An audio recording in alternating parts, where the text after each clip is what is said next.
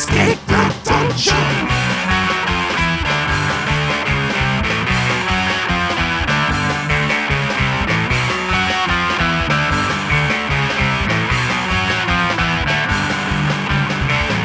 Hello, everybody. This is Escape the Dungeon, the podcast where we ask you to join us as we explore the world beyond the world's oldest role-playing game.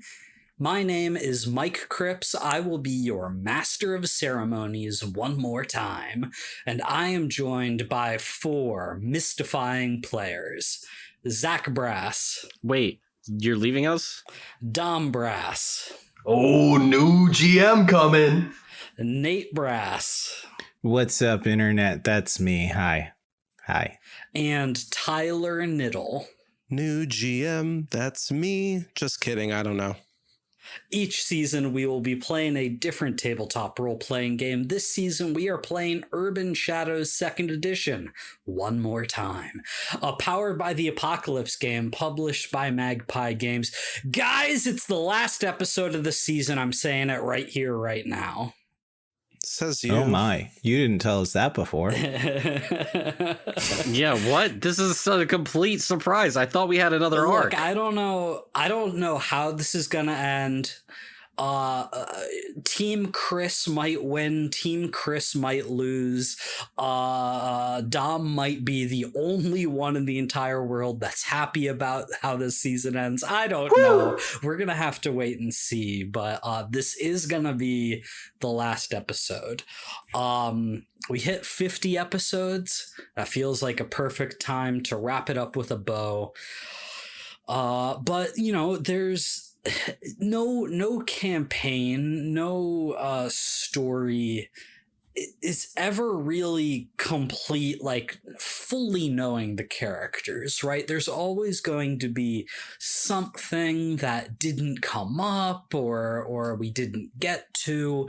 And so I want to get ahead of that now. And so I'm going to ask you guys some questions about your characters to help fill in some of those blanks before we get to the end of the story. Okay? Questions like, hey, Zach, what does Ezra smell like? Licorice. Yeah, probably like some fancy cologne. Way too much of it. Sure, there's a lot of kinds of fancy cologne. Like what is No. what are the tones I like of the his scent? idea of it smelling a little bit like licorice and cherries. Licorice and cherry cologne. Okay, see, and that's like retroactively adjusting how I think of Ezra. Hey, Nate, how did Chris do in high school? What was she like? Not great. Didn't do well on tests, got in trouble. Like, what paint me a little picture here. I think she did fine on tests. I think she was argumentative with teachers and got in trouble for kind of being like, I'm gonna do things my way. I'm cool with that. Was Chris one of those girls that wore Cookie Monster pajama pants to school? Ooh, interesting question. Because that's a type of girl in high school. At least it was at ours. I don't think so. I don't think so. No. Okay. She wore real pants. I could see it. Yeah. I'm going to make the call. Yeah, right call. Tyler, how did Hannah and Dale meet? I knew you were going to ask that. Strip club. I really wanted to say Aliens, the first Alien stock, which was in 2019. But that seems a little too early on the timeline, though not unreasonable. So I'm going to go with Alien stock. Been married 5 whole years, I guess. So I was attending, she was staff. Okay, that makes sense. She just lived in the area. She's like, I gotta make money. It was a and job. You were like the only person attending that like could look her in the eyes. Yes. Oh my gosh. But don't worry, she ended up online. People were like, dude, if you look at her eyes, she's a reptilian. Dom, when did Bobby realize he was an artist? Yeah, I mean, probably when he was like 5 or something. Bold use of the word artist there. I mean, yeah, to be fair, yeah, I think so. But like, it's just a feeling he has. And so like he was he like the kind of kid that just always had like a sketchbook with him then? Yeah, I'd say so. Like he's always drawn, probably more extroverted about it than me. So he probably pretty quickly got onto graffiti when he got to Las Vegas, at least. But yeah, I mean, he's always drawing, like, or was, right? But yeah, he always kind of had that vibe going on. He went with spray paint because he saw that Boondocks episode. There you go. I have fun facts too. Do you guys want a fun fact? Oh, sure. Please tell me a fun fact. Absolutely. Fun fact about Bobby. His name is Bobby Bristol. That comes from Banksy. There was, speculation that he's from Bristol, England, and his name was Robert. So Bobby Bristol. Is Banksy still around? Like, I feel like yeah, he is technically. You don't hear about Banksy too much anymore these days, do you? Well, I mean, I think he just does the same thing. Yeah, and people just kind of got over it. At a certain point, it's like, all right, yeah, we get it. It's Banksy. I mean, that documentary was pretty interesting. Exit Through the Gift Shop. I mean, yeah, I think he's cool. I just don't really follow his. I don't really follow the urban art scene. Anybody else got any fun facts about their characters they want to share before they possibly die? Chris is a wizard because I think wizards are cool.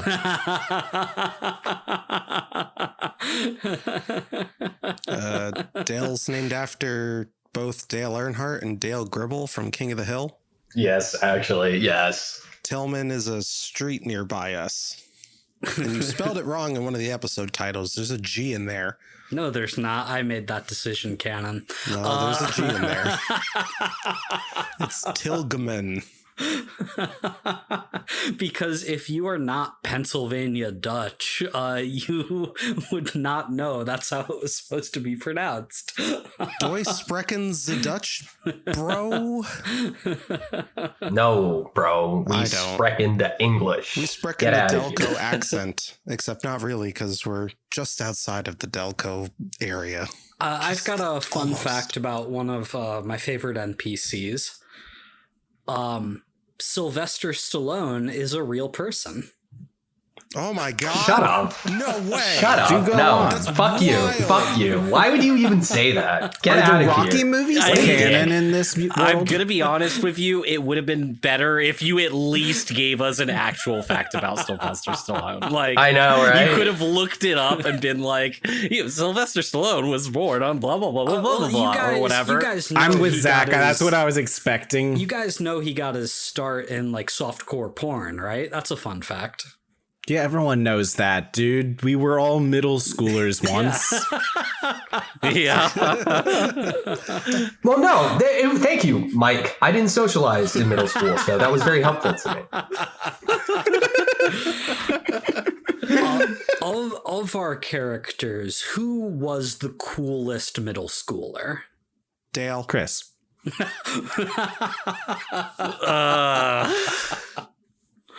Yeah, I think it could be either, but I feel like Chris probably was cooler in high school and Dale was cooler in middle school because he's fun Yeah. and crazy.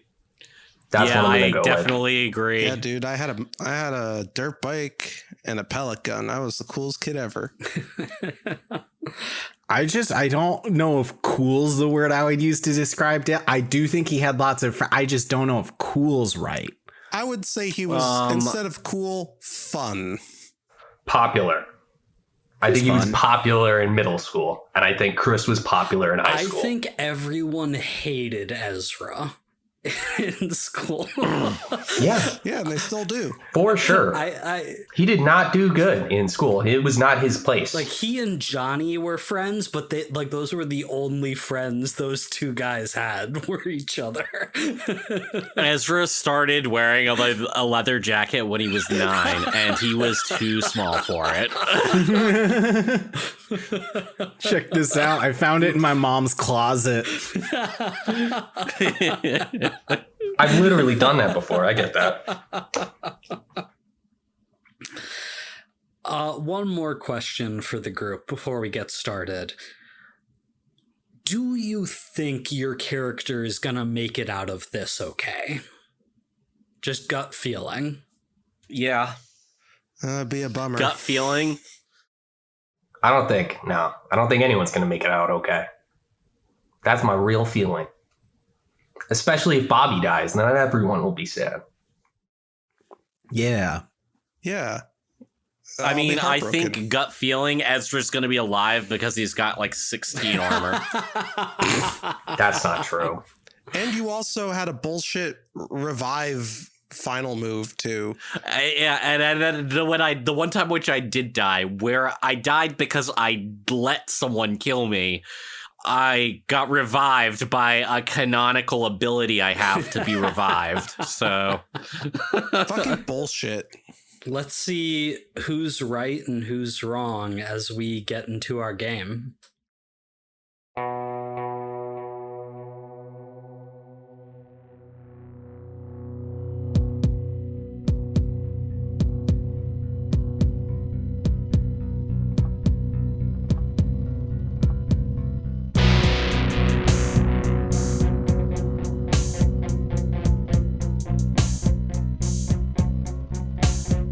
Previously on Urban Shadows. One of the first permanent structures of what would become the city of Las Vegas was a Mormon mission. One of the first missionaries was Abner Thane, who would become an all-powerful wizard, partially erased from reality by his followers in rebellion. Thane wants to undo what was done to him by seizing control of the demonic drug sand and harnessing the countless souls around the city which it's corrupted.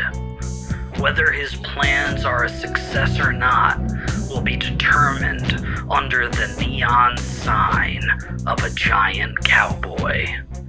Standing with him is Bobby the werewolf, vampiric thralls, and a menagerie of captured souls. Against Abner, Chris the wizard, Ezra the tainted, Hannah the vampire, and a small army of mages, fairies, monster hunters, and ghosts, trying to seal Abner away forever. So, I'm imagining this in like classic Western standoff. I think I may have even said at the end of last episode there was a rolling tumbleweed. I do believe you said for sure. I remember believe. we did bits about that. It was a good time. Where imagine this building. It's on like the corner of a block. It's the Pioneer Club. It's a souvenir shop these days, but it still has the giant neon cowboy like tipping his hat out towards the street. And I see like Chris's group on one corner, Abner's group on the other corner, and there's this gap in between them with the cowboy sign standing in the middle. And Abner Thane flies slowly, dramatically up into the air. The people on the streets see this flying man and their minds try to comprehend what they're seeing. And Abner shouts, his voice magically raised, echoing throughout perhaps the entire city of Las Vegas itself. This was my city before it even was one. I mean to reclaim it. Reclaim what was mine and taken from me. For magic is real, and it is mine, and I am the master over all of its elements. You dare defy me, so be it. I will erase you. I will delete you. I will make it so you never were. And magic swirls around him, this blue tornado, out from which screaming ethereal souls scatter out away into the streets of Vegas. People begin to scream in terror and confusion as the reality of magic is violently thrust upon them. He's still making his evil speeches. Total bad guy. So you guys have some objectives here. You need to perform a ritual to seal Abner Thane away forever, from which you're going to need Barkhan's help, or a demon's help. But let's be honest, you guys want to deal with Barkhan. Plus, Barkhan is his target, so, whatever. And there is chaos in the streets. You've got your factions with you. I'm just going to throw it to you guys to ask how you want to try and accomplish your objectives here. How you want to put a stop to this. Tell me, what goals you have for your followers, and they will help accomplish those. And I'll just remind you, I guess, one last time that in addition to helping each other out with your various roles, you can also get in each other's way. Hint, hint, Dom. So Don't give him hints. Yeah, you don't. Yeah, what the fuck? Yeah, you don't give us hints. Yeah, this is bullshit. You give him hacks. You don't let us get hacks. It's asymmetric PvP, okay? We could have had 4 people on our team. We had 4 Dom. people on our team. We're actually worse off than we were before. Yeah, we're and you're down a getting man. hacks. 8 years ago. So yeah, chaos in the streets, magic swirling all around. You've got your armies with you. You know what you need to do. I'll start with Chris, who is leading the way here. Chris, what is your plan? What do you want to do? If I'm remembering correctly, Chris's role in this is to kind of help finish the seal and trick him into trying to make a deal with me that I can turn into sealing him away. So the method you found in your sanctum to do with this is you need to create some kind of bond or tether between yourself and Abner Thane. How you want to go about that, there can be 100 ways. So what do you think you want to try and do? So my idea was trying to trick him into the deal. It doesn't really make sense, and I don't think he would believe it if I initially went for that. So I think Chris's goal kind of right now is to get him to kick my ass. So So it's believable that I change sides, you know? Okay, I like it. What a gambit that you're trying to do. Tell me more narratively, like, what is Chris doing in this moment? Like, how does she behave? What does she say?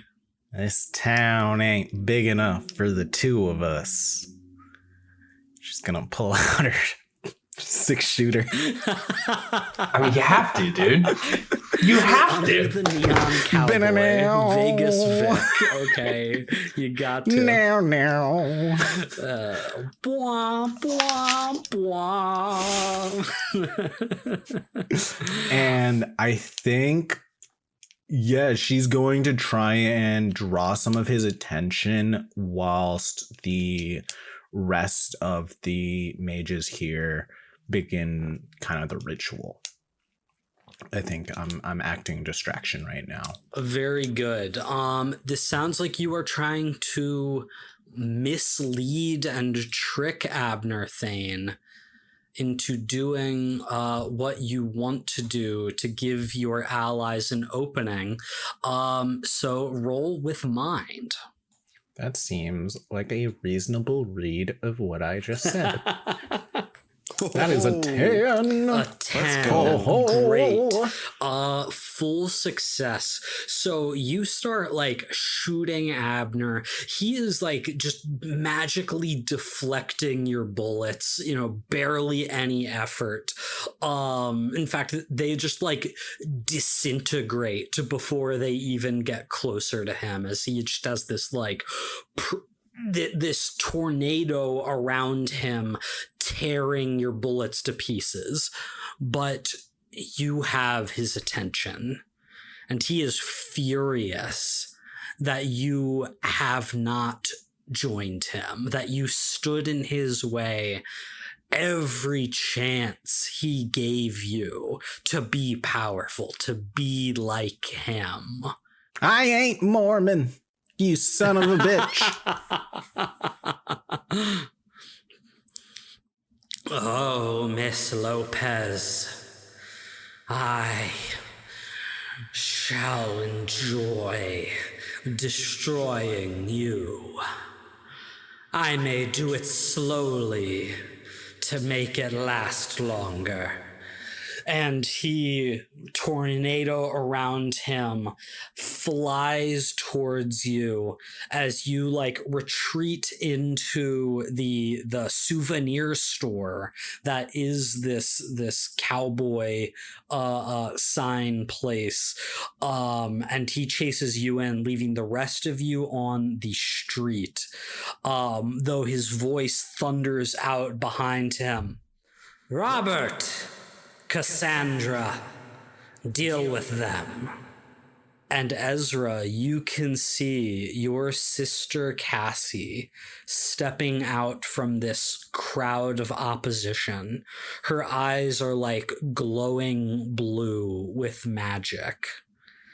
And she begins casting spells, sending blasts of energy out. What does Ezra do? Come on, Cassie.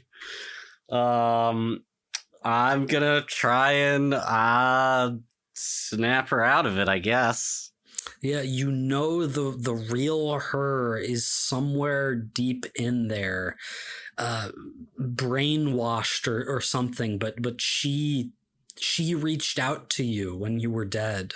She spoke to you. She said she needed your help. Now's the time to do it. Yeah.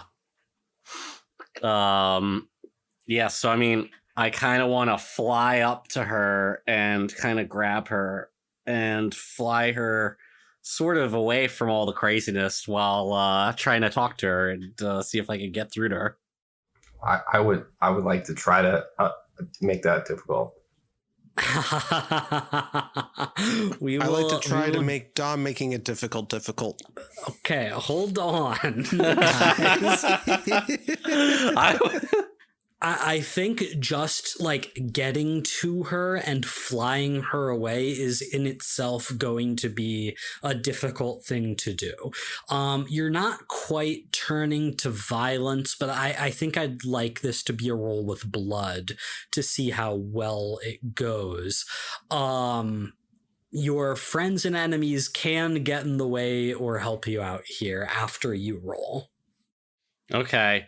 So obviously, like, this scene, I'm assuming basically I just got my demon powers going into this. I don't really know how. Yeah, I think you're demoned up. Bobby's wolfed out. Chris has got magic charged.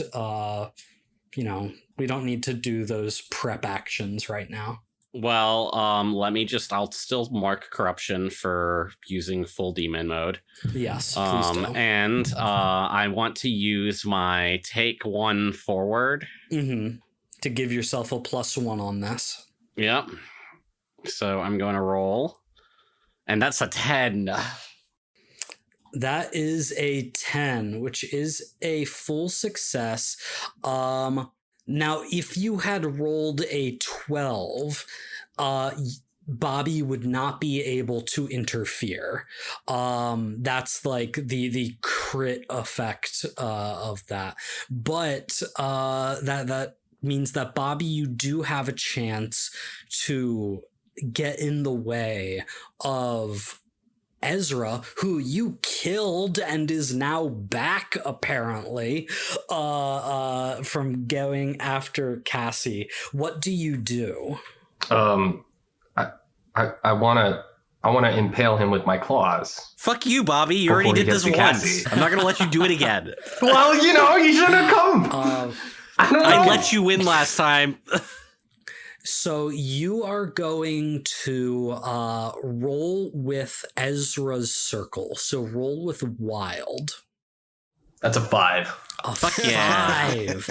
5. That is a failure with consequence. So as you lunge towards the newly living once more Ezra, with your claws outstretched, he is able to just slip your grip, get to Cassie, because that was like a full success from Ezra. Yeah, you like Cassie is casting this magic. She is unleashing this menagerie of souls. There are like these screaming magical like spirit banshees that are like sort of coming out of this magical energy that she is summoning, and you fly past all of that, grab Cassie, fly her up into the air as she's struggling against you, but you have her for now. Bobby, you failed that get in the way roll, so there's going to be some consequence here. Because Tyler said he was going to try and stop you, I'm sort of going to give control of the scene here to Hannah. So Hannah, what do you do when you see this happen with Bobby and Ezra? I imagine Bobby leaped into the air to try and, stop a flying Ezra, whiffed and just kind of fell flat on his face a bit. And that's when the double Desert Eagles come out. And I just start blasting. Oh, God. Okay. Where are you when you start blasting? I was next to Ezra before he took off. Because we had like a whole... standoff scene. No, I got you. I'm just because your damage is you have close damage and you have regular damage. Okay. Well, then I'm gonna run up to you while you're flat on your face. Okay, so Bobby being flat on his face gives Hannah the chance to close on him, Desert Eagles drawn, and start firing. Go ahead and roll with blood for me, Hannah. Bang. 6. Ha! Oh. A 6 is a failure. You are not going to do any harm to Bobby, and there is a consequence here. I think the consequence here, because Bobby was still sort of on the ground, on the back feet, not primed to retaliate just in this moment, is Hannah, you hear this laughter. And then floating from a bag that was just torn open on Bobby's side, floating upward, is the decapitated head of Vincent van Gogh. Oh, Hannah, my dear. Look at you, crawling back to Vinny. Well, look who's just ahead. Maybe you should quit while you are. Wow, good one. Ooh, Wow, fucking got his ass. Really brutal there, Hannah. You know what? I think it's time that we break up, because you are no good. I don't like you anymore. I thought there was a pun coming. That was a little weak. Have you ever just run into an ex on the street? It's awkward, okay? Look, you don't always have your quips ready. I'm sure later in the shower we'll both think of something much better to say. But for now, I'm just gonna bite her throat out. And Vinny's floating head, Bat wings pop out of his ears. I like One the wing. idea that the negative consequence was just the awkwardness of the scenario. Oh my god, yes! one vampire wing Just flapping really hard. pops out. And the decapitated head of Vinny starts like chasing after you, Hannah. So that He's pretty mobile for a one-winged bat thing. yeah, he's doing great. All things He's got considered, some it doesn't practice. look good, but like it moves. I'm just imagining him moving like a head on a string. Yeah, no, in I like one of those movie. ragdoll physics video games, but he's just floating, like lots of spinning around. but like shaking uncontrollably while he does it. There's fully a guy in just one of those like green screen suits holding up the head. Chasing. Yeah, it's on a big pole. Hannah shoots the prop guy with the Desert Eagle. Oh, what do you know? Head falls So down. you can just edit it in the muzzle flash Just later. It's Vinny's fine. actor in a green suit doing like weird wiggles. He's also doing sound effects.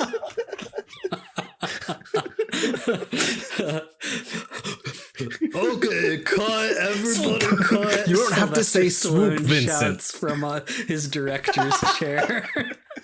Look, that dialogue was awful. Okay, Stop going pew pew pew. let's run it back. What happened to those cool quips I wrote for you guys? Just said improvise a quip. Oh, I'm not young like that no more. We can't do that.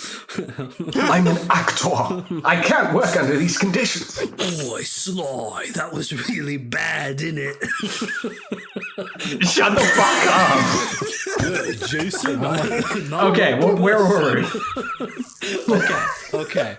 So we now have a sense of what our characters are doing. What about all the supporters you guys have? So Dom, for you, you've got these like souls and spirits that are flying around at that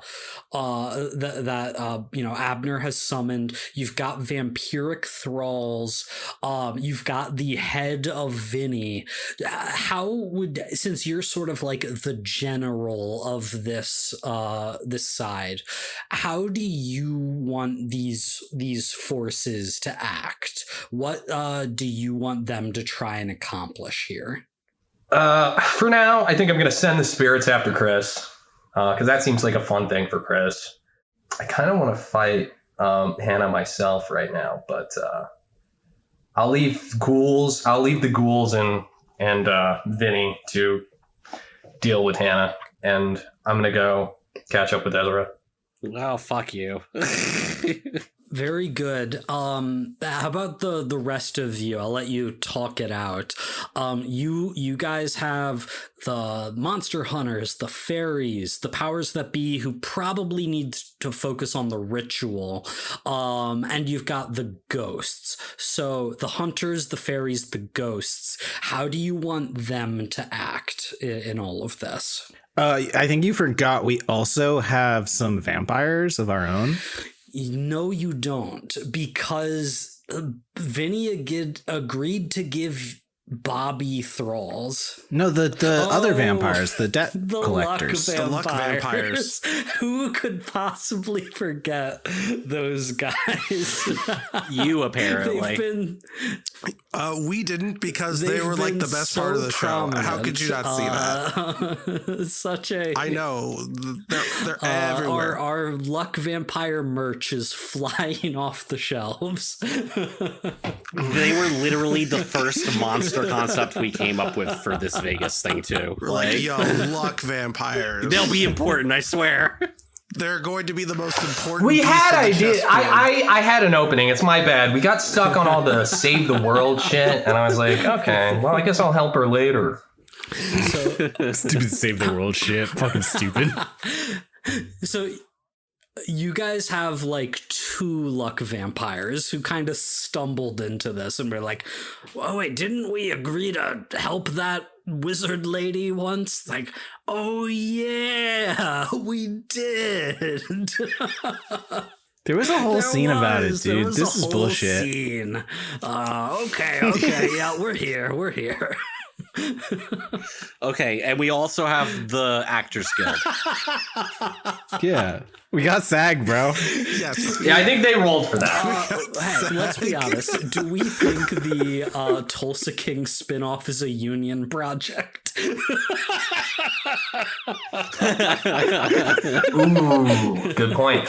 It might be if they're old, because if you don't act or are part of a production, you get kicked out of the guild. Like, you have to be an active actor.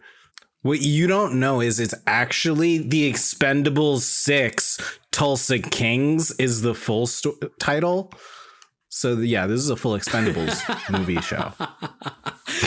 Yeah, you've got the Stallone Expendables. and Statham with you as well. Okay, fine. They're just action heroes for you guys. We got 2 Expendables. They've pretended to load guns before. They got this.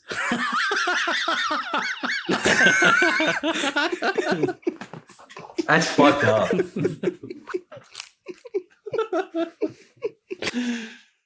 All right. So I mean, do we send someone to go make the deal with Barkan for us? Oh, we do need that to happen, huh? I feel like one of us should do it, but since your sister's here, it's weird for you to do it. I'll do it. I'll try to draw away the enemy forces. Okay. Then we can, maybe even you can draw them away into a trap set by the hunters, right? Yes. And then maybe get the Fae to deal with these ghosts or spirits, whatever they are. Yeah, so we're going to use the monster or the hunters to take out the vampires. Then do we want to use the Fae to trap other forces? They use their trickery, lure them away with Hannah and, spring a trap with the, try and divide the forces a little bit. I would like some help because Dom just sent an army after my character. Oh, yes, spirits. That's right. Well, yes. But no, we're going to try and, maybe we can... I just, I challenged a god to a one-on-one duel and then a army was sent on me and in an already unfair fight. It just feels kind of like I need help. You're right. We need to use the ghost. We could use the ghosts on the spirits. They cancel each other out. Okay. That's fair. And then it's pretty good, right? What else has he got? Because we still got the Fae. They're supposed to divide the forces somehow, hopefully. They could help. Wait, are you sending both Jason Statham and Stallone after me? Oh, and obviously we have Stallone too. Well, it sounds like they're going after you, Bobby. So you start chasing after Ezra, and you just hear, "Oi, not so fast, you mangy mongrel." Holy shit, did they bring The Rock with them? Are you Jason Statham? Are you kidding me? What the fuck? Look, Ezra might not have been cool in middle school, but he's got the coolest friends now. Is that Mel Gibson? No, absolutely not. No, we do not advocate. Absolutely not. Gibson will not appear on this or any future seasons of Escape the Dungeon. Do you think Mel Gibson would got against Mel Gibson? Do you think he would side with the Mormons? Yes, he shows up as another villain. Holy shit, they got Mr. T. Okay. Bobby, you see Jason Statham, Sylvester Stallone, and the entire cast and crew of Vegas Prince Yes. standing in front of you. This is our city. It don't belong to monsters like you, okay? This is full of hard-working, ordinary people just trying to get by, trying to have a good time on vacation, okay? That's what Las Vegas is all about. It's not about werewolves trying to kill demons. Not on my watch. You said it, Mr. Stallone. I see Stallone and just a vision of him in a lab coat appears to me. And I'm just like, I have been waiting so long for this moment. I wanna go up to him while he's doing his speech, and I want to rip off his head in front of the entire he's gonna cast and kill crew him. of Vegas Prince. Absolutely. Why would you give me an opportunity to kill Sylvester Stallone? I'm gonna do it. You can't just rip a man's head off. That's I bullshit. can try. I can't just walk up to the main villain and say I want to rip his head off. That's bullshit. I can attempt to. This is bullshit. Well, yeah, he can block my attack. You don't know how much harm tracks he has. He's fucking Stallone, Well, bro. okay, fine. I claw at his face. Jeez. He attempts to rip his head off. Yeah, why is that so complicated? Dom, give me a roll with blood as you turn to violence against the real Sylvester Stallone. Oh, fuck. I rolled a 10. Oh, fuck. As another thing. Hinder him. Hinder him. Okay. Tulsa King is probably a good show, you know. Your uncle probably watches it, okay? And maybe it's not the greatest thing in the world, but that doesn't mean that you could just make fun of it in a podcast.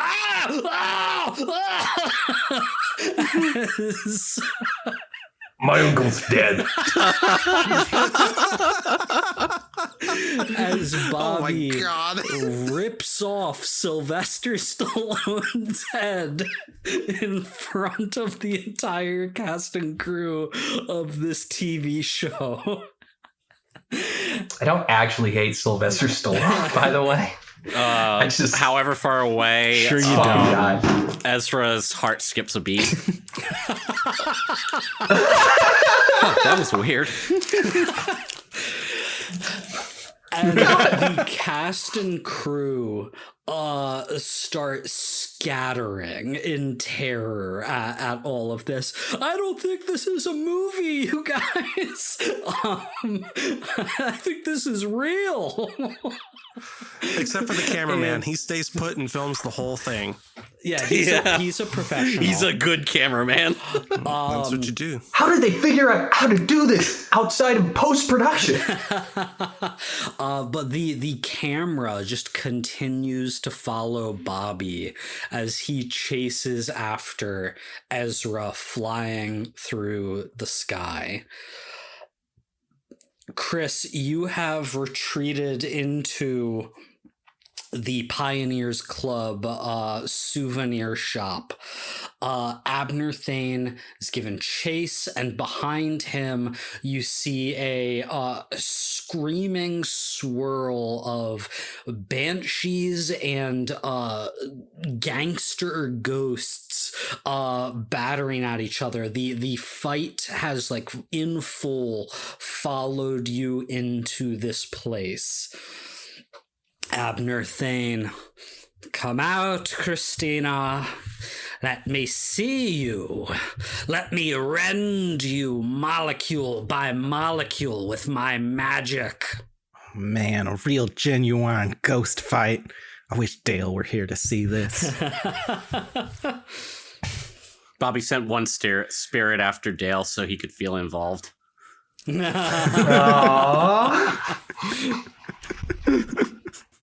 You think you can just control everything, make the world yours?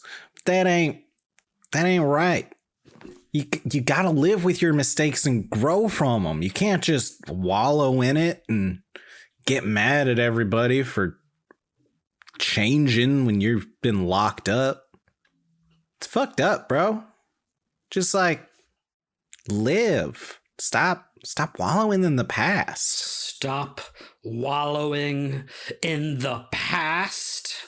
The past where I was trapped for nearly 2 centuries. You would ask me to just live after that? Just moralize like yourself? Who cares what the right thing is? Power is what matters. See, this kind of thinking, this is why you got locked up for centuries. It's a lack of growth. Just no arc. Just a stagnant character, you know? Can I just say, this is bad writing? I'm sorry.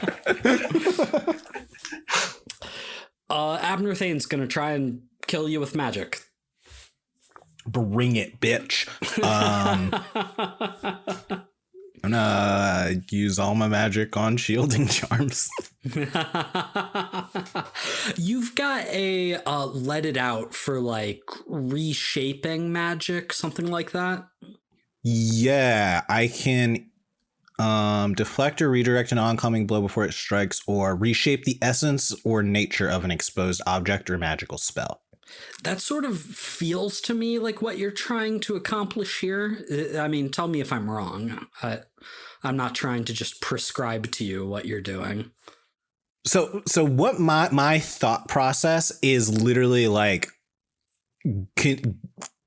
fight for as long as it takes for him to, like, bring me down to my knees, have him, like, offer me a deal one last time, and take it when it's more believable, and then reshape the essence when he's, like, trying to share his magic with me. So right now, it's the primary thing that you need to worry about is surviving long enough to be able to do that.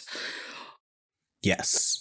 So I think I have a let it out this deflect or redirect an oncoming blow before it strikes. There we go. I think that's what I was thinking of. I think that is the best way to adjudicate this.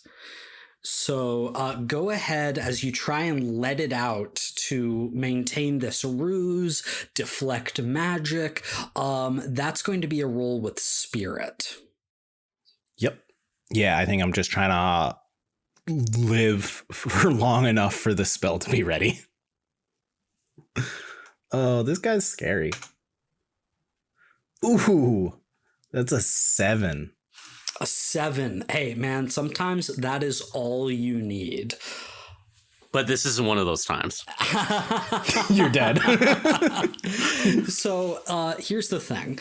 When you let it out on a 7, you both have to mark corruption to activate the ability, and it is going to be costly, limited, or unstable. Gosh, if I just killed you, that's not quite a limited success, is it? No, that's kind of the one goal right now. Yeah, that wouldn't be very fair of me. And yet, no.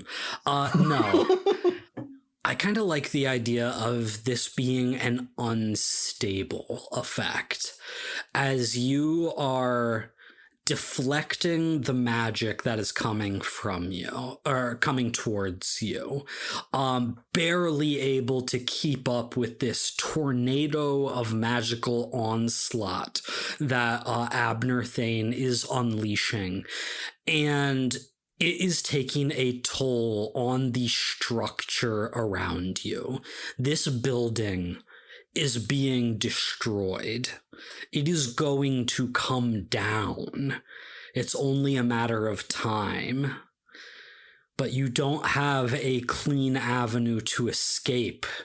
The exits are being blocked by this debris, by the magical explosions and blasts. You are getting trapped in a collapsing building. And what's more is you suddenly feel this wave of heat wash over you as sickly green and yellow flames appear in the middle of this building, this souvenir store. And from within those sickly flames, the dark silhouette of Barkhan appears. Oh, shit. Well, I was looking for you. What is the meaning of this intrusion upon my sanctuary? Hey, you're being attacked by one of your arch nemesis. Say hi to the one split in two. The sand, Barkhan. I demand it. Bequeath it to me, and I may allow you to live, to exist. A tempting offer from a powerful wizard.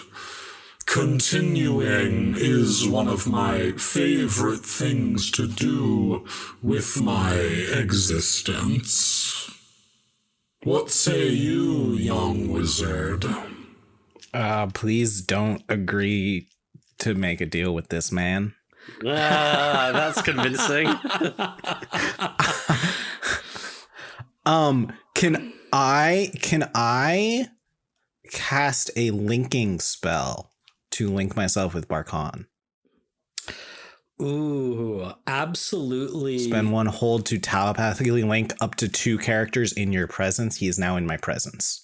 Yeah, absolutely you can, as you magically link yourself to Barkhan. We'll get back to that in just a moment. Hannah, you are in the middle of these vampire thralls that have appeared. Vinny's floating head is flapping its one bat wing and chasing after you. What are you trying to do in this moment? I do want to take care of this Vinny's head thing. Yeah, get some closure. I want to let it out to perform a fantastic feat of vampiric strength or agility. And just, like, crush his head. Okay. So you are going to let Vinny's head fly up to you, and you just want to try and crush it. Go ahead and roll with spirit for me to let it out. Oh my god, that's a 3. Oh no, buddy. That's bad. And so you wait for Vinny to fly up to you. You grab his head, but as you start to squeeze, you are just not able to find that strength, and he full on just starts like biting your fingers with his vampire claws. Ow! Come out! He starts growing extra mouths on his face. You're gonna take just 1 point of harm because he's just sort of like nipping at your fingertips. But that still is, quite painful in the moment. But yeah, Vinny's head keeps flying around you, keeps taking these pot shots, these bites, and these other vampires, these thralls in his service. Thralls that were supposed to be for you until Bobby betrayed you, start to circle around you. You know that the hunters are lying in wait. Do you want to try and run to them? Do you want to try and do something else? What things are getting bad for Hannah? It's time to spring the trap. So Hannah's gonna bolt. Okay, give me a roll with blood to escape a situation. I'm way better at that because I have a -1 in spirit. 8. 8. Okay, so that is going to be a mixed success, which means that you get away and choose one consequence, and I also choose one consequence. You suffer harm during your escape. You end up in another dangerous situation. You leave something important behind. You owe an NPC a debt for their aid, or you give into your base nature and mark corruption. It's the last episode. I'm going to mark corruption. Very good. But as you start sprinting, you realize that your holsters are empty and you have dropped your Desert Eagles, leaving them behind. Yeah. I knew you were going to do that, you bastard. And you start running forward into some back alleys where the hunters have planned to lie in wait. And as you enter with Vinny's head and the other vampires chasing behind you, the hunters spring from their hiding spaces and begin to stake and stab and shoot at these vampires, creating a quite terrible melee in this narrow, dark alleyway. Let's jump back over to Ezra, flying up in the air, Cassie in your arms, eyes glowing with magic, struggling against you, trying to break free. What is Ezra doing? Yeah, I'm just gonna, fly up to like, probably like some roof or something. I'm gonna try and talk to her. Don't worry, Cassie, I'm not gonna let them use you anymore. And I know she's just fighting against me. I'm just gonna try and, hug her. Yeah. Because you, like we said, you know that she's deep down there somewhere.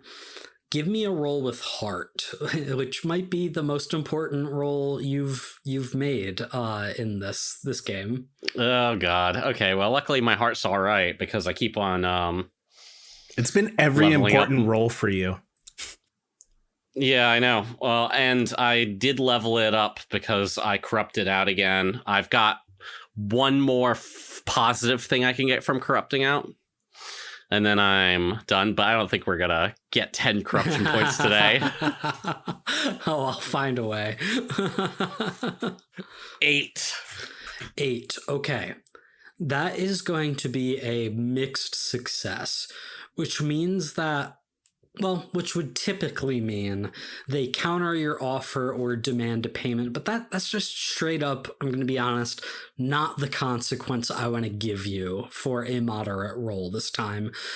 So I'm ignoring that. That's fair. That's your right as the GM. You hear this, chat? Mike's a cheater.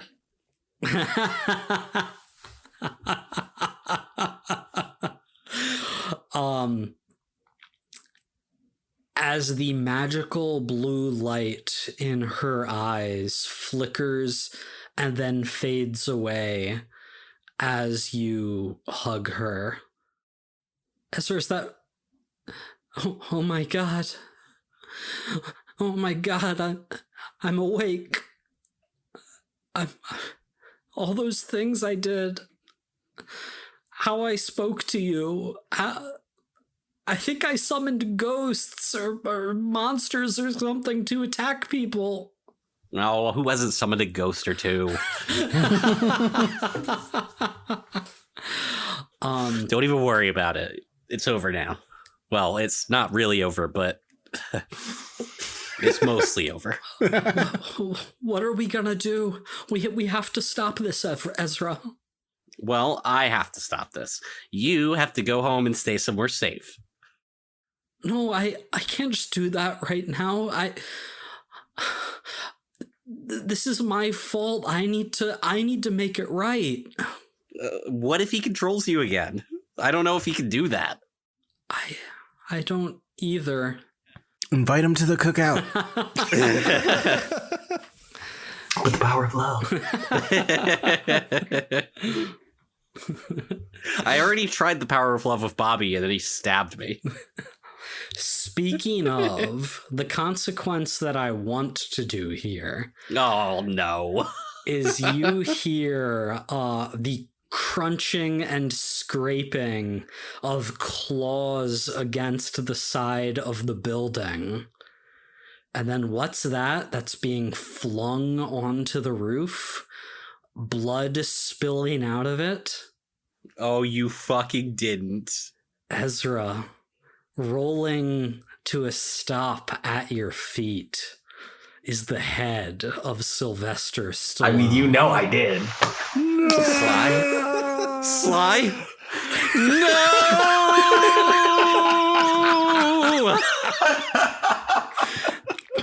Game over. And then Bobby climbs up onto the roof. Here for you. Bobby, you bastard! You killed Sylvester Stallone! He was an artist!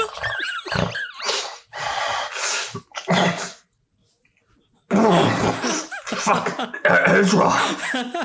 Acting is art! Oh, no, he wasn't, Ezra. Oh my god.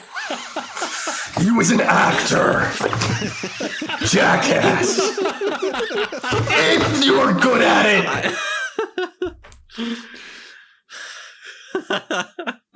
You crippled my aunt. I'm gonna... Oh, fuck, Ezra. Why'd you come back? Well, you know, you've killed people. You know how it is. But I'm not going to let you do it again this time, Bobby. You don't have to. Don't worry. They both pull out finger it's like guns. The beginning of a Devil May Cry boss battle. I undraw my sword. The battle music starts. And like the battle music has lyrics in this fight, so like it's the climactic one. Oh shit! Is this Evanescence? Yeah, I think we charge at each other. It's metal, definitely metal. Yeah.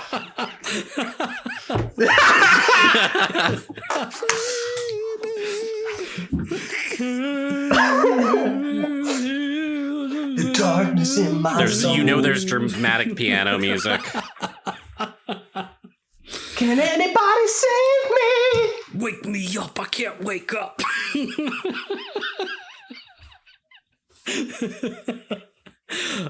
Do you want to just roll blood? I'm gonna roll blood. Yeah, I mean that's what it seems like, right? Let's just bleed together, bro. Okay, fuck. All right. Ooh, I rolled 13, buddy. Are you kidding me? You just I got rolled a 13, buddy. You got it all good. No. 14. No. That's crazy. I can't believe you did it. I can't believe I did it either. That's crazy. So Ezra got it. Ezra won the roll off. Yeah, Ezra got it. 13 to 14. Oh my Damn. god. I rolled the 13 first, and I thought it was over. So did I. Ezra, Zach, I'm gonna give you like the narrative control here for a minute, but just keep in mind that you both rolled extremely well, but you did a little bit better. So what does that look like? What happens?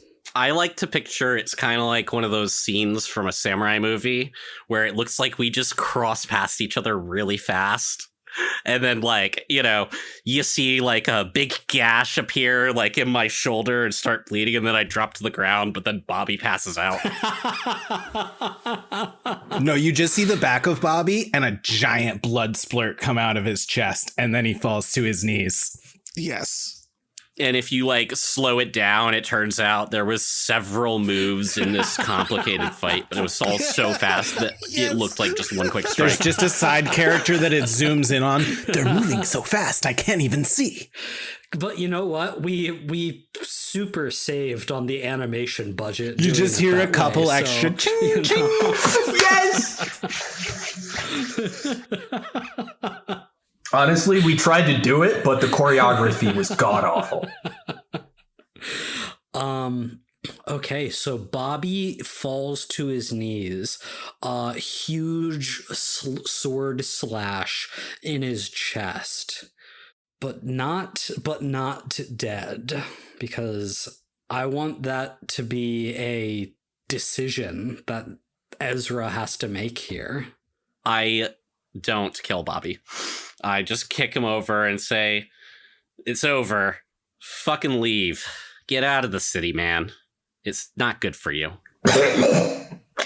Coughs up blood. And then I'm just gonna fly off. I'm just with Cassie to a different rooftop, to a safer rooftop.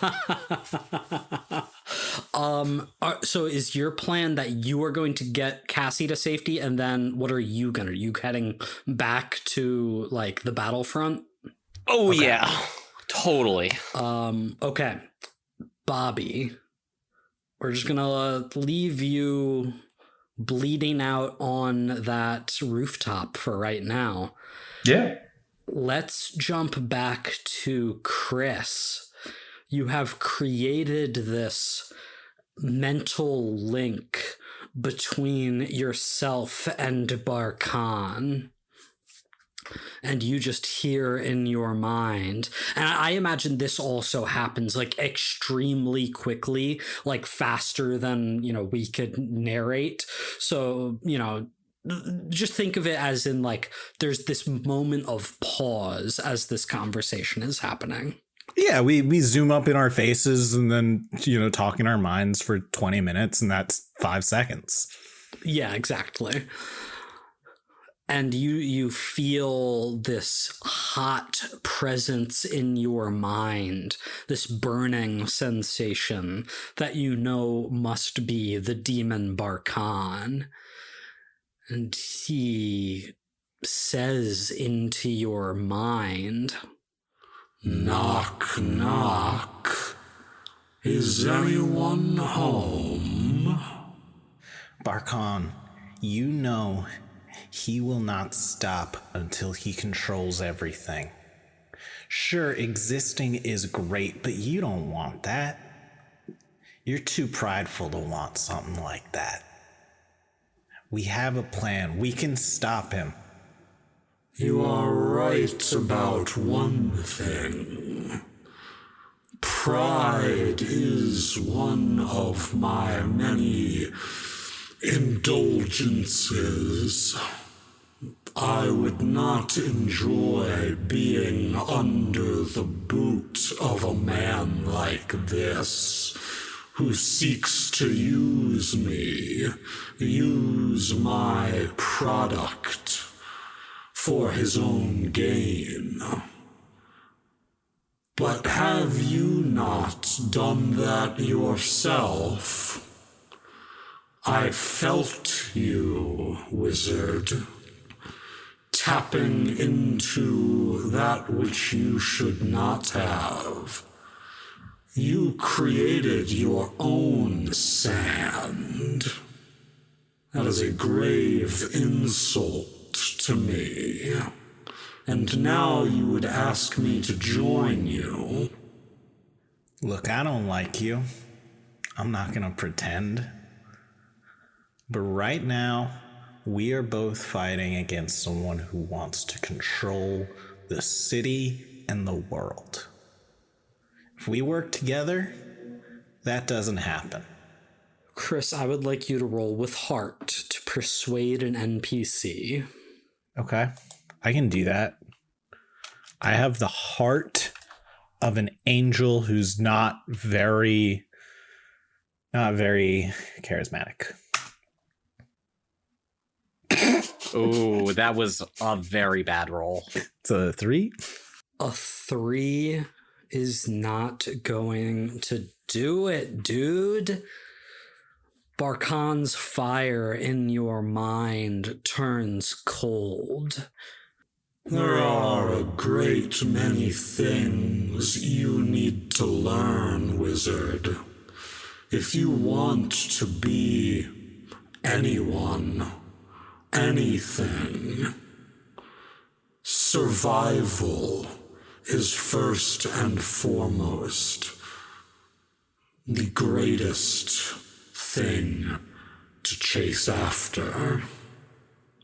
Everything else, freedom, control, power, you can find after you have found survival. It's a shame you haven't learned that yet. Otherwise, neither of us would be in this position. Then help me survive. I'll make a deal with you. Do what you want.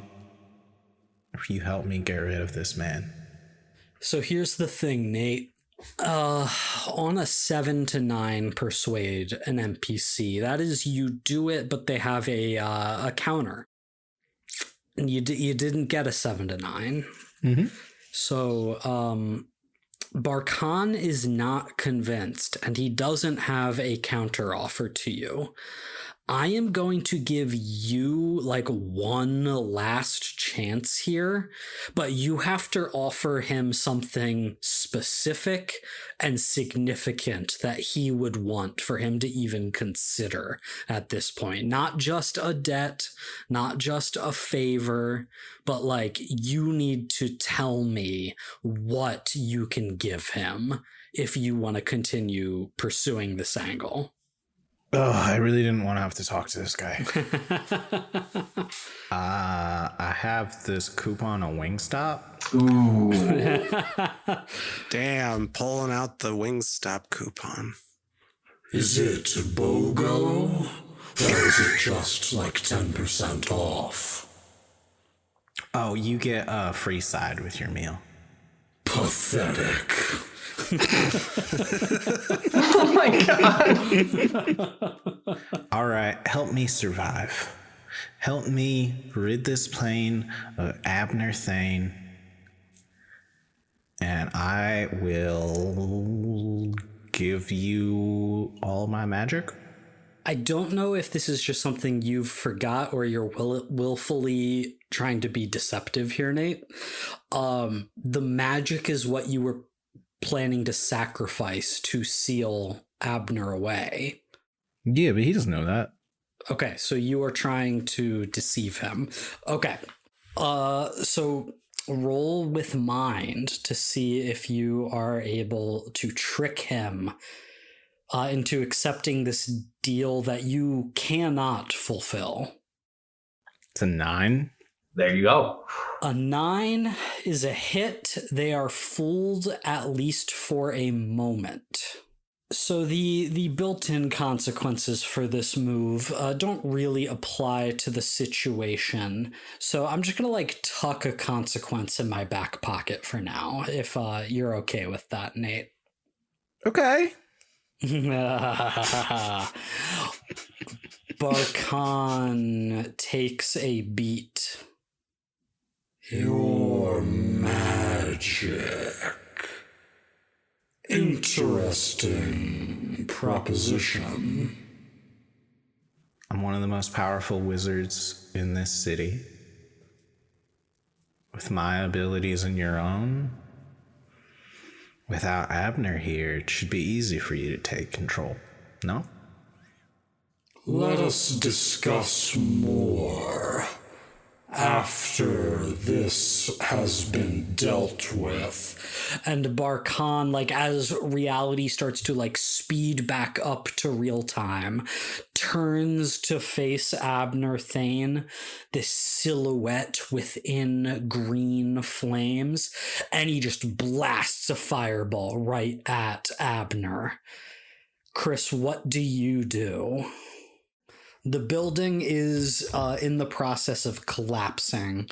You've got to get the ritual sorted out, but you've got Barkan on your side. How's the ritual seem like it's doing? Like, is it close to completion? Would I know like the time frame that I'm working on here? Yeah, so if you want to try and get out of here, regroup with the powers that be and check in on that. I think that makes sense. I'm not going to make you roll to escape a situation in the building. I think you resolved that quickly enough that you can get out without a problem. But if you need to go back in, that might be more of a situation. You rush back out to the streets, digging your way through the debris that has blocked the openings.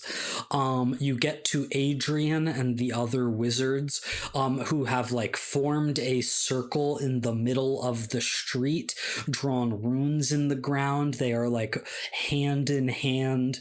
They are like channeling this magic. It seems like it is well underway. But Adrian says, okay, Chris, we need you and Abner to be within the spell circle before we can complete the ritual. That will create the tether between you for good. And then we can banish him. Is the spell circle like here where they're casting? You mean like in the middle of them? Yeah, but it's like expanding as they continue the ritual. Like, so now they are sort of standing in the middle of this like glowing white glyph that with each chant gets like slightly longer. So it's almost like the more time you can buy them, the greater an area you have to complete the ritual, if that makes sense. Right now it's like pretty small though. Is there any chance we would have been able to have this conversation like through telepathy magic instead of me like running over to them? I guess. So that feels just because that feels like I want Abner looking at me and I don't want to like run over to them, you know? To like make him realize what's happening. Yeah, so what is your plan for you're sticking with the like trick deal? Like, is that still the approach you want to take? I think so. Okay, cool.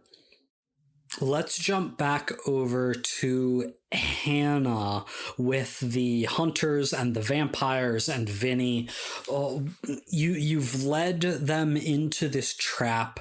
The hunters are hard at work, but there's I said it's a melee, right? Like a lot of people, a lot of violence. You are kind of stuck in the middle of it right now. And Vinny is still like coming after you. What are you doing, Hannah? Well, you took my guns away. That's no fun. I did that. Yeah. I am a vampire. What does that even mean? What's Blade without his guns? Well, Blade also has a sword, but I don't have a sword. I wish I had a sword. I want to see. Okay. In this melee, I want to see if any of my comrade hunters have been wounded enough that they can't fight or have been killed to take their weapons. I think if you want to get like a basic melee weapon here, that's pretty easy, even if it's just like ripping a pipe off of a building. Great. Pull someone's arm off. I want to rip a pipe off a building and whack Vinny like a baseball. Okay, give me a roll with blood as you turn to violence. Batter up! That's a 10. A 10. Okay. So would you like to inflict terrible harm, take something from them, create an opportunity for an ally, or like some other kind of special bonus effect out of this? Yeah, I'm going to whack Vinny's head like a baseball. I'm going to shout over to Barbara, get him, shoot him, do whatever you do, and create an opportunity for an ally. Great. I love the connection there. You whack the flying head of Vinny with your metal pipe that you just picked up, which, you know, is not a particularly like great weapon mechanically speaking. It does like 1 harm, which is not going to be enough to deal with Vinny's head, but you do send him right at Barb, who is ready and waiting to catch Vinny in her hand, pop open a vial of holy water, and pour it right into his open mouth. And he's like, no, and you're just seeing like steam and smoke rising up from his screaming maw as it like wrinkles and deteriorates, and like all whatever semblance of quote unquote life that was animating the head is all at once squashed out by the one additional harm that Barb does. And Vinny's head is no more. You're out!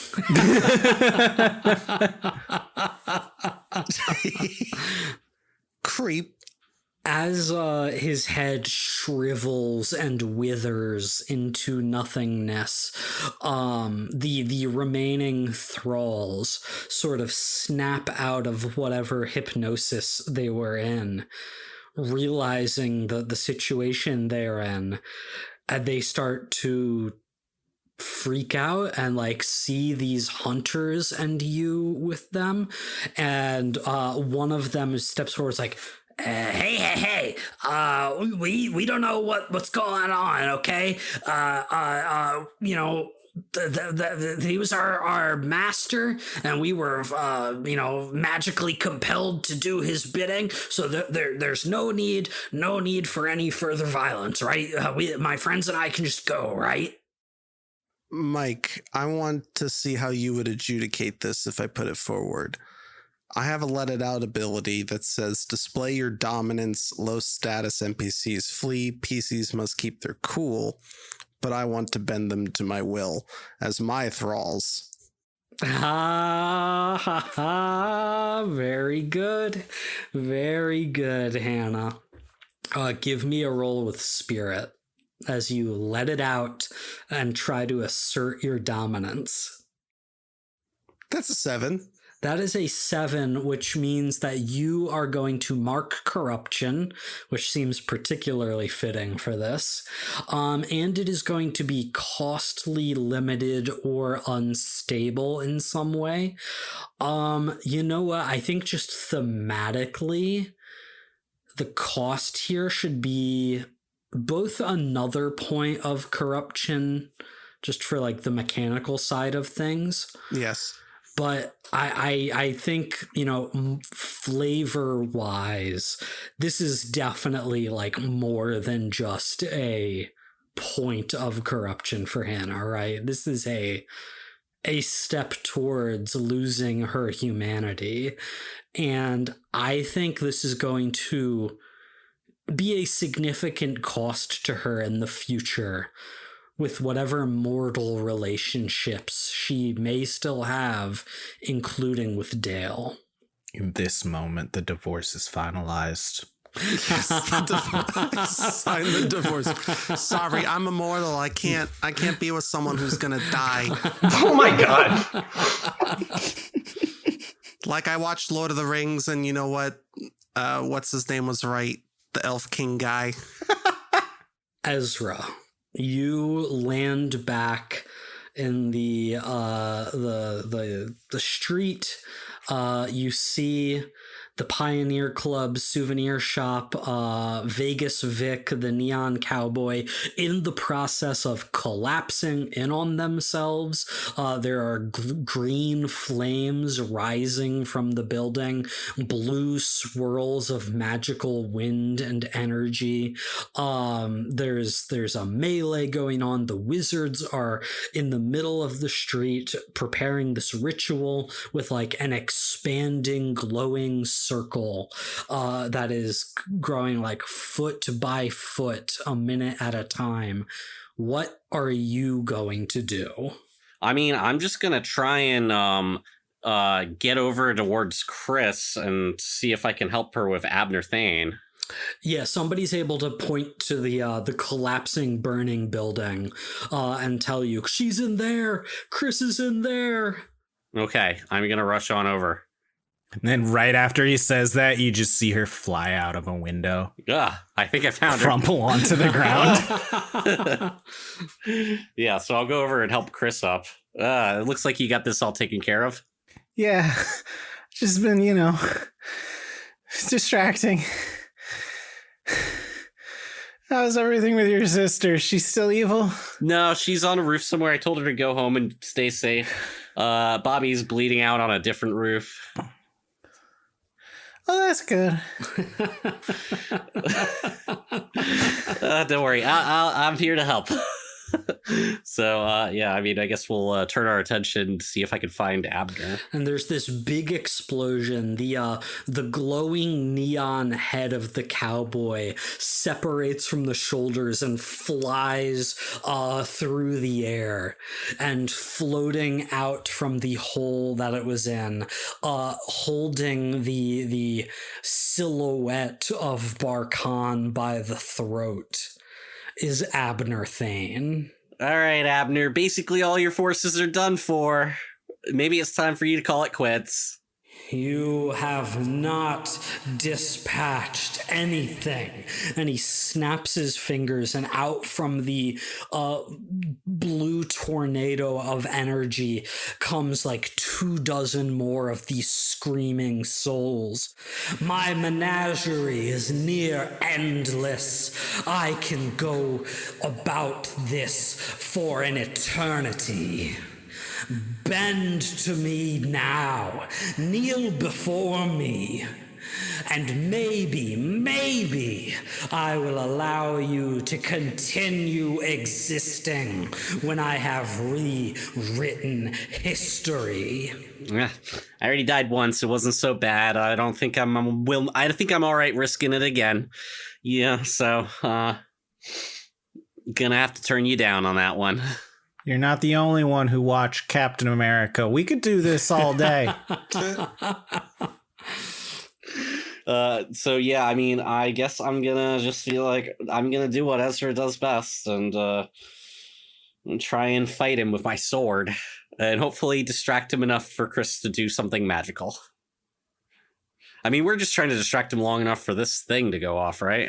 Yeah. Yeah, so I'm going to try and fight him. I'm a demon. He's got Barkhan, a demon by the throat, but maybe between the two of us, we can hold him off for 5 more minutes. Give me a roll with blood as you turn to violence. Okay, that's my specialty. 8. Good thing I didn't roll that against Bobby, am I right? That's a hit. You do harm to him. For as powerful as he is, for all the magic he is, you finally realize, like, he is a person still to some extent. And he's certainly got like a magical barrier protecting him. He's got magical armor, but not enough to deal with the amount of harm that you do. Yes, which is 4 on a not crit. 4. Oh my god, that is absurd. Okay, man, whatever. Ezra's good at what he's good at, and he's not good at anything else. I don't know what to tell you. You slash through the magical armor. You make contact with the glowing blue scar that is like now most of his chest. And from that glowing blue scar drops red human blood. Oh, I hit him. Chris, I hit him. But then something bad happens to you. They inflict harm on you. They put you in a bad spot. They create an opening to flee. I'm going to put you in a bad spot, Ezra. Okay. As you slash into his chest, Abner grunts in pain and frustration. Then he looks up to you, and for a brief moment, Ezra, it looks like he doesn't have a face.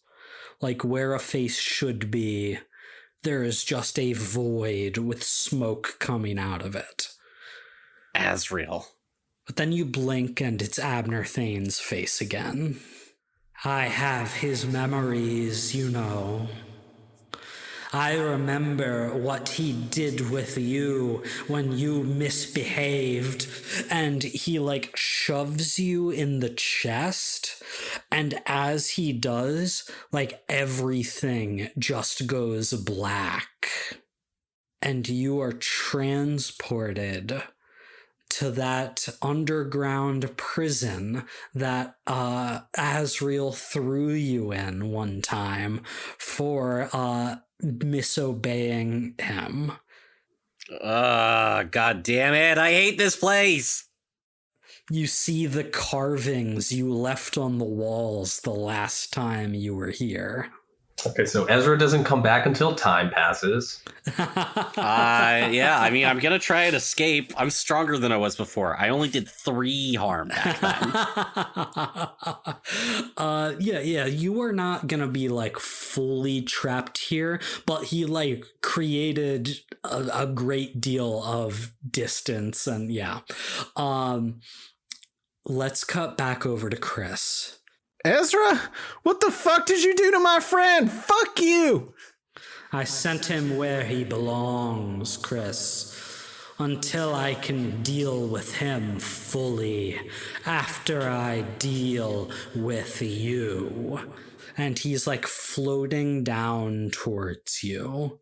He tosses Barkan to the ground. But he's bleeding now. And yes, he's bleeding now. Chris, I imagine that you know, sort of in accordance with what your plan was, and also in the fact that you were in a collapsing, burning building, and had some existing harm when you started all of this, are looking really, really rough. Yeah, I like to think that every time we cut back to Chris, there was just like more cuts and bruises along her body. Yeah. I am just going to say that to represent that, you effectively have like 2 harm boxes left. Like you are not yet in critical harm, but that is all you have left. So with that in mind, what does Chris want to do? I think Chris is like breathing heavily on her knees as Abner starts like floating down towards her. And she like last moment pulls out her gun just fire like some magic eldritch blasts at him, but he just like flicks his hand and like crushes it and flings it away in one moment.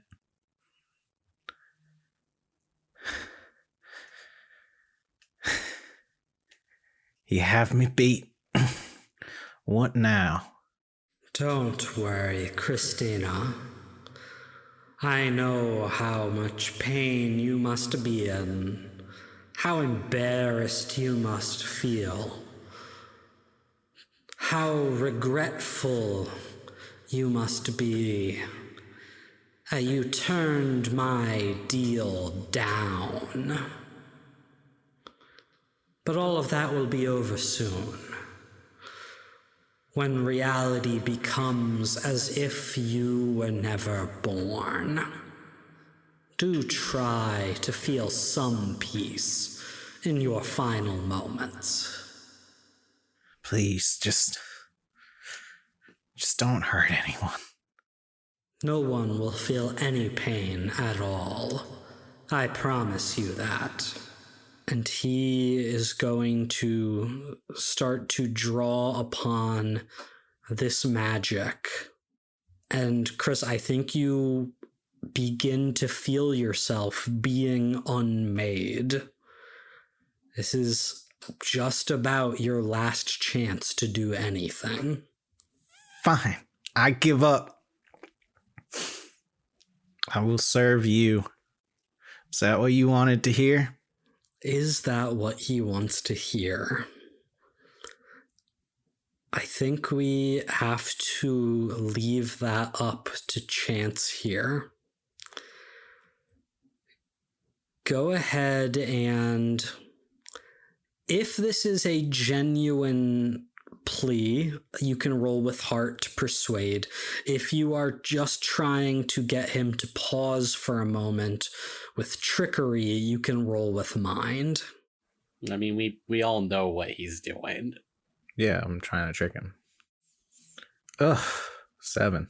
A 7 is a hit with a consequence.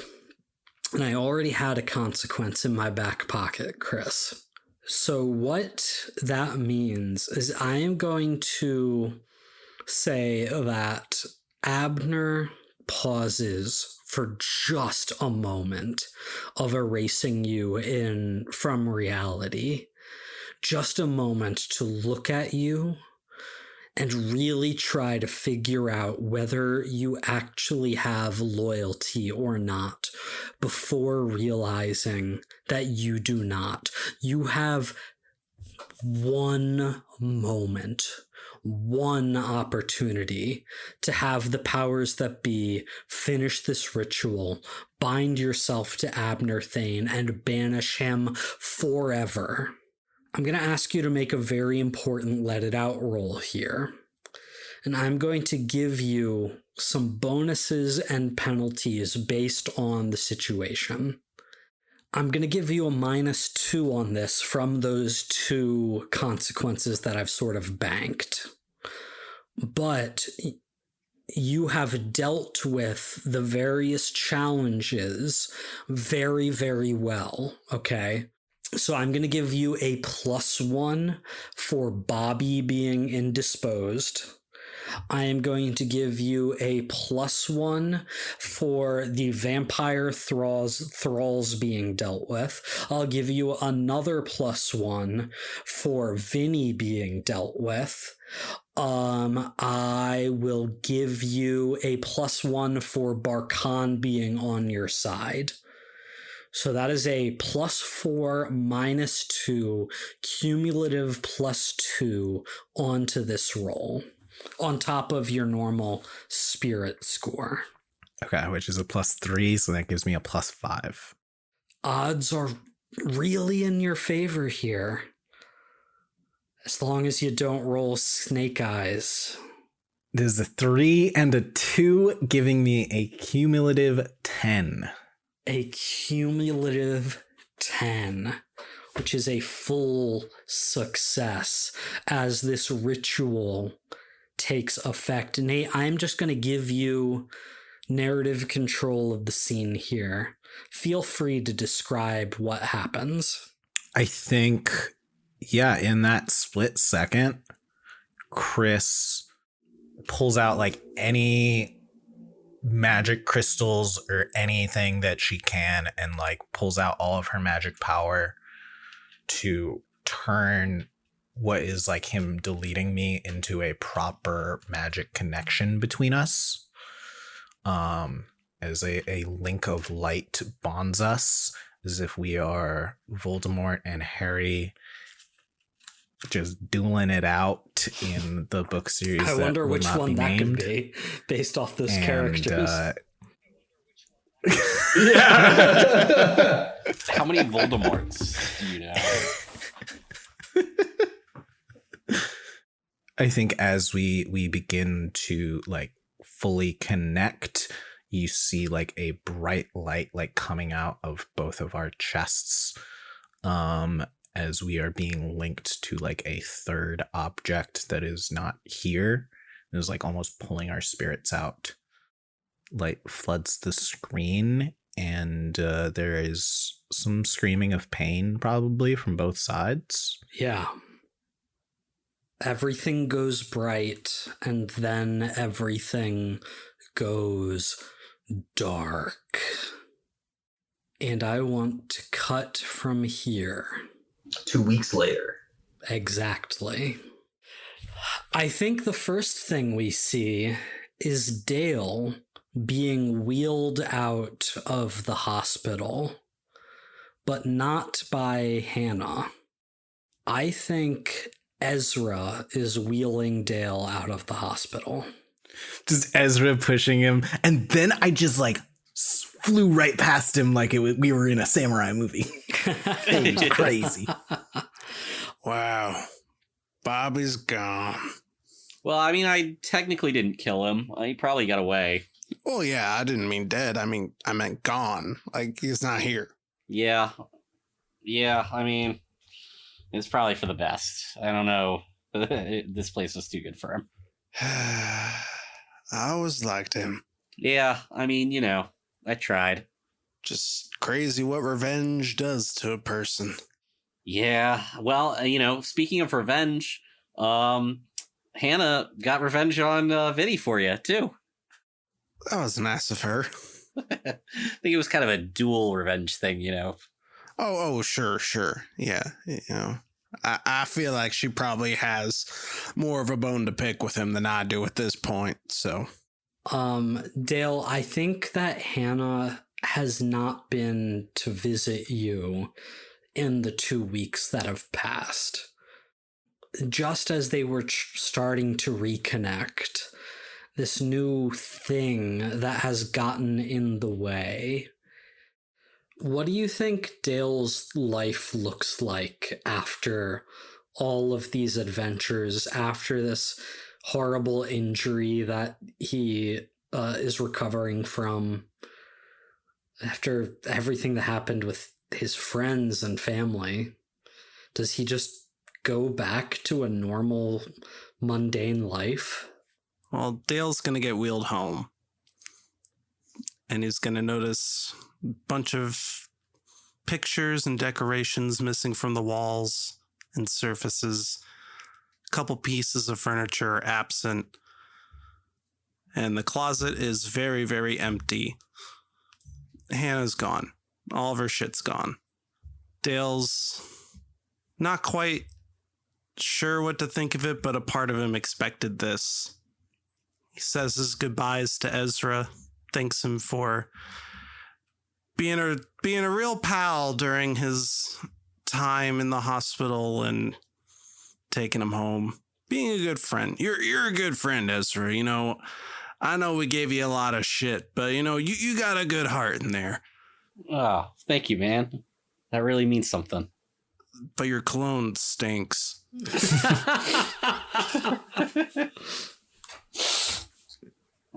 You just don't get it, man. It's got pheromones.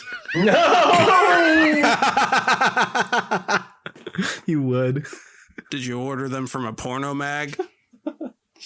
Nobody uses magazines these days, man. Fucking Timothy Chalamet spoke French in the ad, dude. You know it's good shit.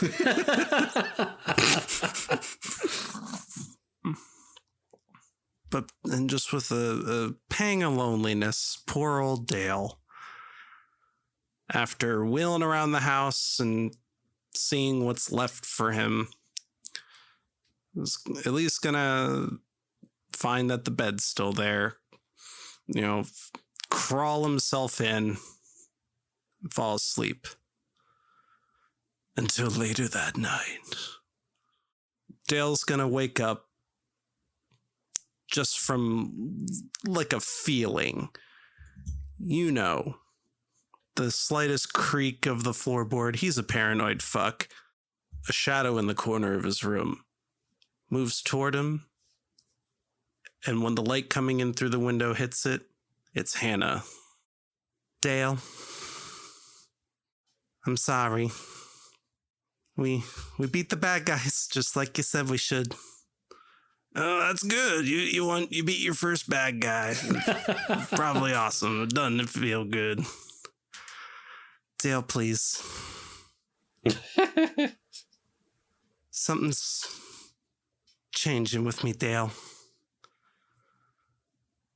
And I see why you did all the skulking and the sneaking, the lying. But I don't know if I can forgive it. And me, I don't even know what I am anymore. You did everything to try and protect me, and I need to do this to protect you. I wouldn't be able to live with myself if I did something to you. Can't say I didn't kind of see this coming. Goodbye, Dale. Goodbye, Hannah. Classic Monster Hunter's girlfriend turns into a vampire trope. I know, right? And then, I don't know, I guess she turns into bats and flies out the window or something cool. She flies into the window a couple times and then flies out. Sorry for the broken window. What broken window? Ha ha! I've got a question for Dale. While Dale's in the hospital and, once he gets home, I imagine he's watching a lot of TV, a lot of news, and he's seeing an awful lot of mainstream news reports about people across Las Vegas claiming to have seen, heard, and felt unexplainable phenomena. People are making claims all over the city that magic is real. There's some shaky, cell phone footage of beams of light shooting across the sky, of these phantoms flying through the city. How does Dale feel about all of this? Oh, Dale's ecstatic. Dale makes his epic internet blog comeback. He releases a 2-hour-long video explaining everything that's gone on in the series and promptly tells everyone every 10 minutes to like and subscribe. And over the few days after you put out that video, Dale, you just watch the views climb and climb and climb. 1 million, 2 million, 10 million, and beyond. You get invited to Joe Rogan. No. Get invited to Joe And Rogan. we cut over to Ezra certainly watching that Joe Rogan episode with Dale. I'm internet famous. Ezra. Yeah, obviously. I'm doing it in between my classes because I'm going to become a stunt guy. A stunt guy. Oh my god. I wanted to become an actor, but we're going through stunts first. And do you think Ezra is he doing this to honor Sly? Well, he's attending the Sylvester Stallone Memorial School of Acting.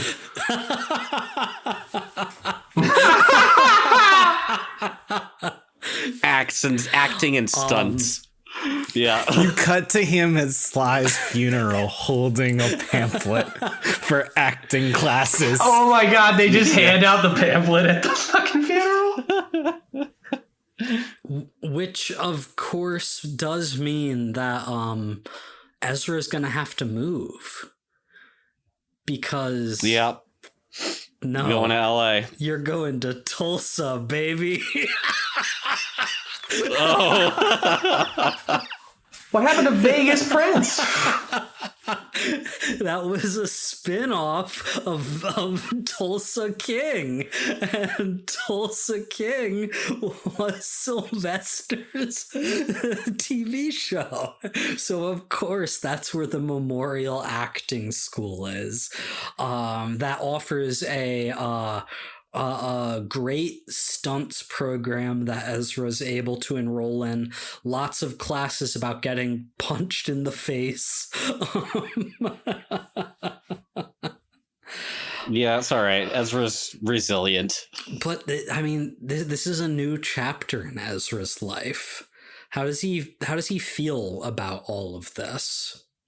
I mean, time to move past being basically a fix-it guy in the criminal underworld to making a real living and staying out of trouble.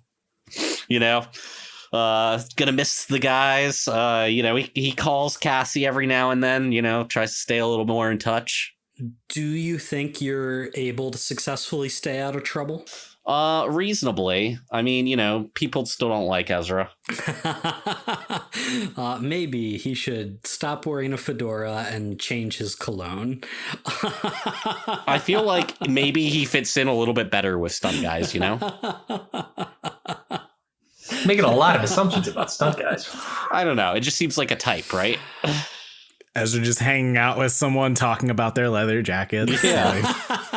Okay. No, that's true. That's true. Dom, Bobby was left alive. Abner Thane was stopped. Bobby isn't going to get what he wants out of that. Add on to that you are fractured, right? Your mind is just not in a good place.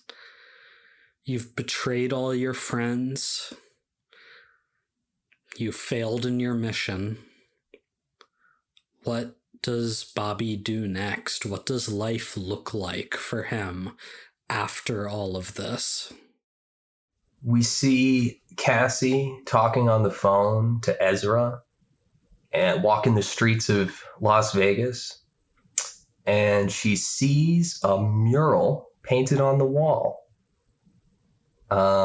Looks like there's some kind of dog with tentacles and scales and a wizard hat flailing. And standing atop it is a guy, just a regular everyman looking guy with a giant ass claymore stabbed into the dog. He's got red scaly claws because that was what I was doing before. And he's got this strange insectoid head with long antenna, kind of looks like a butterfly. And yeah, you see that. And then it seemed no one's heard of Bobby. He did what he had to do, which is run away from his problems. And so you see, driving across the Las Vegas desert, a brown sedan, and in the back seat, sleeping, and then jolting awake is Bobby. Oh shit! How long was he asleep? Okay.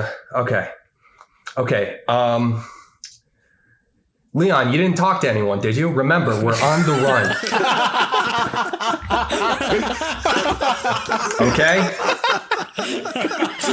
God damn it. The code word is orange chicken, and you don't start blasting. Remember? Wait, so if you say orange chicken, I do start blasting? No blasting at all. That's the we gotta get the fuck out of here code word. We don't blast anymore. We're done with blasting. Right. We don't blast anymore.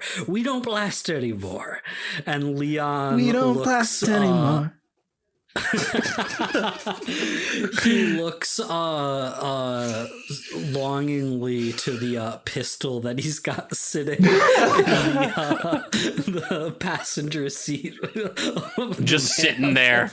Don't worry, Clarice. We'll Not blast. Under his breath.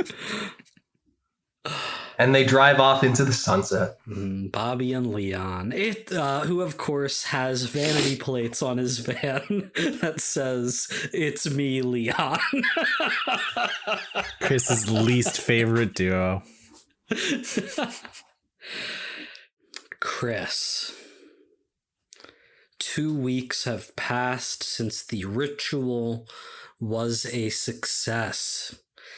You saw Abner Thane in front of you as his body sort of like imploded in on itself into a little moat of magic as he was banished from this reality forever. But he was tethered to you in the end. Tethered to the very source of your magic. And the second he vanished, that feeling that was always there in your body, always present to the point that you didn't even realize it, is gone. And now there is this perpetual emptiness to your physicality because your magic is no longer yours. How do you think you are adapting to a life without wizardry? Oh, heartbreaking, isn't it? I know all of the things I'm going to say don't make sense to have happened in a 2-week time span, but I don't care. I think Chris and Celeste, I think are going to move. I think they open up like a small bookstore, you know, the kind of artsy bookstore that sells weird plants and pottery, and you know, is just you walk in, you're like, this is owned by a lesbian couple. Do you have any idea of where they move? Portland. Right. That's exactly what I was thinking. I mean, probably, yeah. I don't know. Somewhere rainy. Yeah, I like to think that they stay in the area because they have so friends not there. Like leaving Vegas entirely. Yeah, I think they're still within Vegas. They still meet up with Dale for weekly Fey Market. But you are no longer in the house with the sanctum. You have abandoned that life. Yes, I think Chris is like fully not a part of the powers that be. And you know, like they sell weird magic items and stuff within their shop.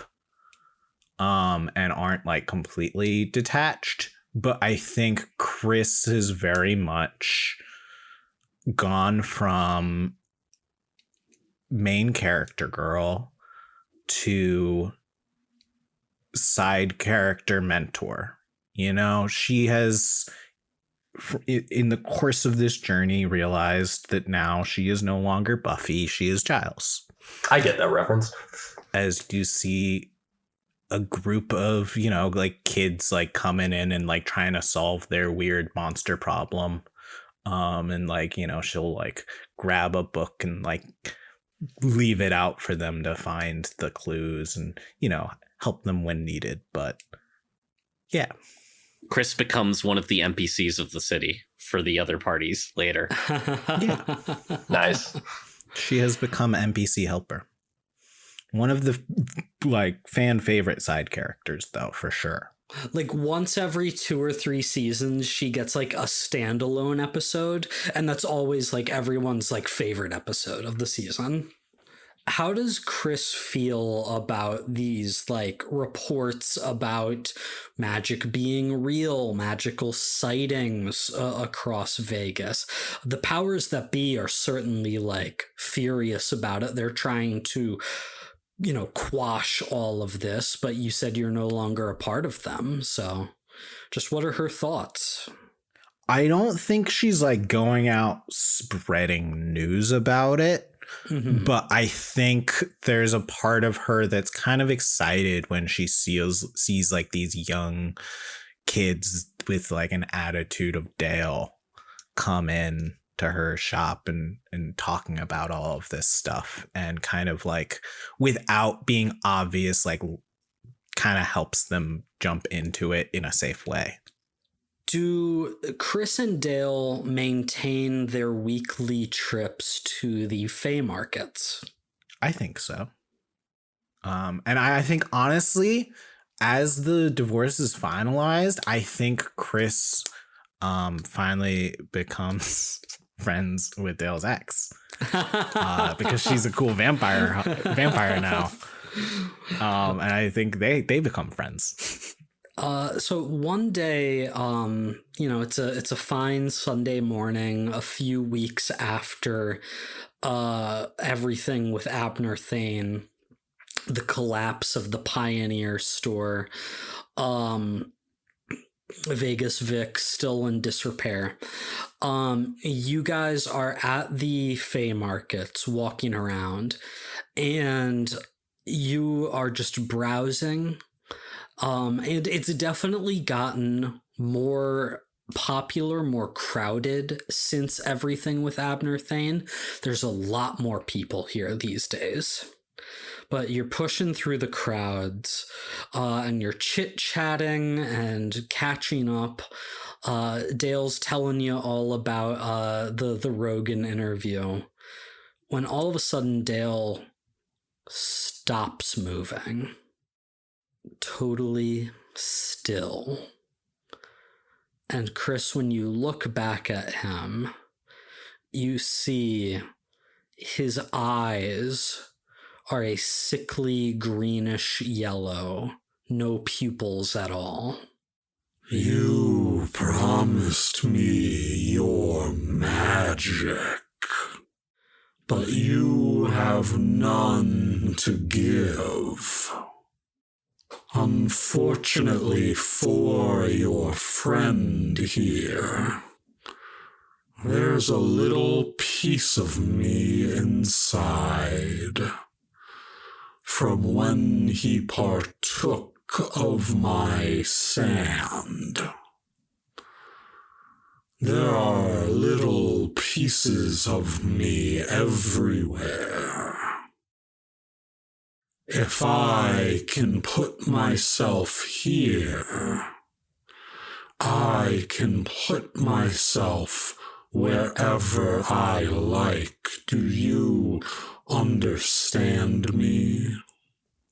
Yeah. You have no magic to pay the debt you owe, but I will collect. Perhaps not today, perhaps not tomorrow, but someday, Chris Lopez, there will be a reckoning. You know when that reckoning's not gonna happen? Next week on Escape the Dungeon!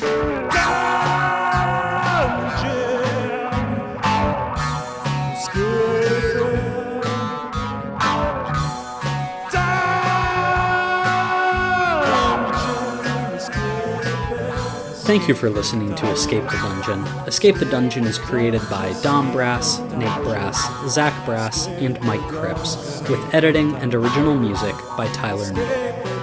If you enjoyed this show, please consider subscribing and leaving a 5-star review on your favorite podcast app. To find us on social media, go to escapethedungeonpod.com.